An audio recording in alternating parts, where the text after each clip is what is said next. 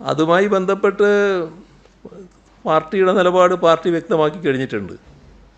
ഇതിൽ ED എന്ന അന്വേഷണ ഏജൻസി നമ്മുടെ രാജ്യത്ത് വലിയ തോതിൽ വിശ്വാസ്യത കുറഞ്ഞൊരു ഏജൻസിയായി മാറിക്കഴിഞ്ഞിരിക്കുകയാണ്. പല ബഹുമാനപ്പെട്ട കോടതികളിൽ നിന്നടക്കം കടുത്ത വിമർശനത്തിനാണ് അവർ ഇരയായിക്കൊണ്ടിരിക്കുന്നത്. തീർത്തും നിയമവിധേയമല്ലാത്ത നടപടികളിലേക്ക് കടക്കുന്നു എന്നുള്ളതാണ് അത്തരം വിമർശനങ്ങൾക്കിടയാക്കിയിട്ടുള്ളത്. ഇവിടെ പരിശോധിച്ചാലും ആ തരത്തിലുള്ള കാര്യങ്ങൾ തന്നെയാണ് കാണാൻ കഴിയുക. നമ്മൾ നാടിൻ്റെ മുന്നിലുള്ള ചില പ്രതീകങ്ങളുണ്ടല്ലോ, ആ പ്രതീകങ്ങളെ പെട്ടെന്നൊരു കേസുണ്ടാക്കി അവരെ കളങ്കപ്പെടുത്താൻ കഴിയില്ല.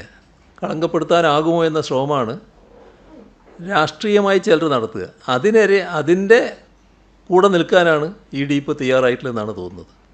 അതിലുള്ള ഞങ്ങളെ CPIMൻ്റെ പ്രധാനപ്പെട്ട ആളുകളെയും നോക്ക്. നിങ്ങൾക്കെല്ലാവർക്കും അറിയാവുന്നവരാണല്ലോ. കളങ്കരഹിതമായ പൊതുജീവിതത്തിൻ്റെ ഉടമകളാണല്ലോ അവരൊക്കെ. അതിനൊന്നും വേറെ കാര്യങ്ങളില്ല. ബാക്കി കാര്യങ്ങൾ നിയമപരമായിട്ട് നേരിടേണ്ട കാര്യമാണ്. ഞാനതിനെക്കുറിച്ച് മറ്റു കാര്യങ്ങളിലേക്ക് കടക്കുന്നില്ല. പാർട്ടിയെ ഇത്തരം കാര്യങ്ങൾ ഉൾപ്പെടുന്നത് സംബന്ധിച്ച് കോടതിയുടെ തന്നെ നേരത്തെയുള്ള ഇടപെടലുകളുണ്ടായിട്ടുണ്ട്. കടുത്ത വിമർശനമുണ്ടായിട്ടുണ്ട്. EDക്കെതിരെ തന്നെ വിമർശനമുണ്ടായിട്ടുണ്ട്. അതൊന്നും സാരമില്ല. ഇപ്പോൾ ഇവിടെ തൽക്കാലം CPM ഇരിക്കട്ടെ എന്ന നിലപാടാണ് എടുത്തിട്ടുള്ളത്.